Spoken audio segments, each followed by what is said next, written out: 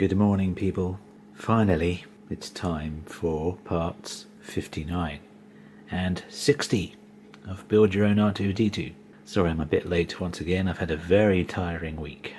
That's why. But I'm nice and relaxed now. I'm fairly awake because I got up much later than I should have done. I think I got up about midnight, 1 in the morning. That is very bad. Do not try that at home.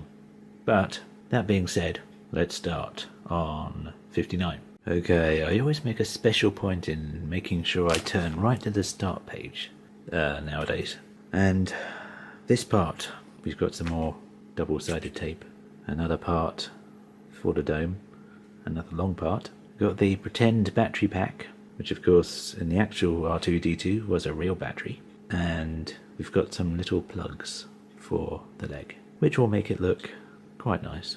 And we've got the silver bits along the side. Let's call those flourishes. Sounds good. Alright, now, let's see what we need to do first. Look at that, they're so dismissive of the most important part that we're working on. They're like, yeah, just put that bit in. This is the most exciting piece for me. Let me go and get the dome and we'll stick that piece in.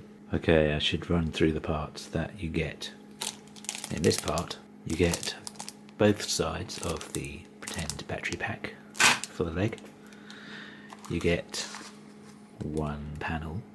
You get those silvery bits, and you get the strips of double-sided tape. I don't know why they put them in this bag. That's really annoying because these are the hardest thing to open. And you get the little plugs for the leg. So let's get going on this one single panel piece for the dome. Okay, this is probably the most straightforward piece in the whole dome because there is only one more long piece or one more long gap left along the bottom, and that's where that's going. So isn't that looking lovely? Even though that's exactly where my dodgy bit of paintwork is. But never mind, that bit's done. And now we're going to work on the leg. Okay, this is where it gets slightly weird again, because they want you to push these 6 plugs into those 4 holes there, and these top 2 holes, and then they want you to push these 2 slightly longer plugs into the holes at the bottom, when in fact all the holes are exactly the same depth. So I'm not entirely sure why we need longer ones, but my job is not to ask questions. My job is to build. So let's push all those in. Oh look, it's almost as though the holes were never there. You just can't tell, can you? Anyway, next you're taking this half of the battery cover, you're holding it that way up, and you're putting one of the latches, I think it doesn't matter which one because they are exactly the same, and you're putting that into the side. You are sticking it in there like so. Amazing. And then, that being this way up, you're then putting it right over the top of the motor. And there we can see these 4 screw holes. Those are what you need to screw up with the little black screws that we all love so much. Let me go and screw that in. Alright, they're all in. That was quite the experience driving those in. They're certainly not going to come out in a hurry. Next part is you're putting the other silvery bit into this side, and you need it that way up with the weird sticky out bit there, and you're putting that up this way.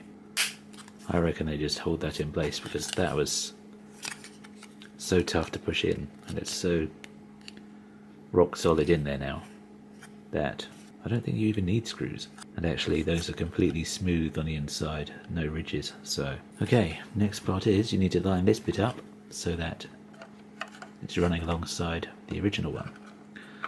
So you can see where the pillars are. You're just lining it up over that like so, and of course then 4 more black screws to screw this down. Well, those are nice and shredded. And all I can say is, thank God I know for a fact that we never need to take this off again. So, that being done, there's one more thing we need to do, which is put the little pipes in. It says add a spot of glue if the mounting feels at all loose. Well, yes, of course it feels loose, because there's nothing to stop them coming out again. Let's plug these in, he says, doing it totally off camera. There we go. I don't really want to add a bit of glue there, I don't think, until the end. And there we have it. The news is that this finishes off the assembly of R2D2's left leg. It can't have come round that soon. But actually, it's not a completed leg, because the other one has these filled in. So why would you write that? Let's plough on. It's time for part 60. Oh yeah, remember all the way back just a few seconds ago? That completes the assembly of R2D2's left leg. No, apparently that completes the assembly of R2D2's left leg. Surprise, surprise. Anyway, let's see what's first. Alright, in this part you're getting another piece for the dome. I think that's maybe a piece for the very top of the dome. I'm not sure. And you also get a little shorter wire which will connect up this piece. And finally you get more plugs for the leg, which apparently we finished just now. So let's see what's first. I searched high and low for this piece. It had actually fallen off the back of my table, but on the upside I have cleaned up a hell of a lot of my table whilst I was looking for it, so that's not bad. Okay, now this is the original wire that we used for testing. So you unplug this and you plug the smaller wire in, which, as I understand it, is the final wire that it will be operating with. And that's that stage complete. And next we are plugging the rest of the leg with all of these. So need to open a packet, slice them all off, and then plug them all into the holes. So let's go and do that. And that is it. We've finished the other leg again. That is the end of 60, and we didn't get to use this mysterious metal piece. It's very heavy, so that will remain a mystery. So if you do know what it's for, please consider not telling me, because I do like surprises. Hope you have enjoyed watching. Please consider subscribing, because I do appreciate all of my subscribers. And I do try and answer all of the comments that I get. So thank you once again to everyone who has subscribed. Thanks for watching, and I'll meet you back here in April, maybe even later this month. Who knows? Anyway, thanks for watching, and I'll see you next time.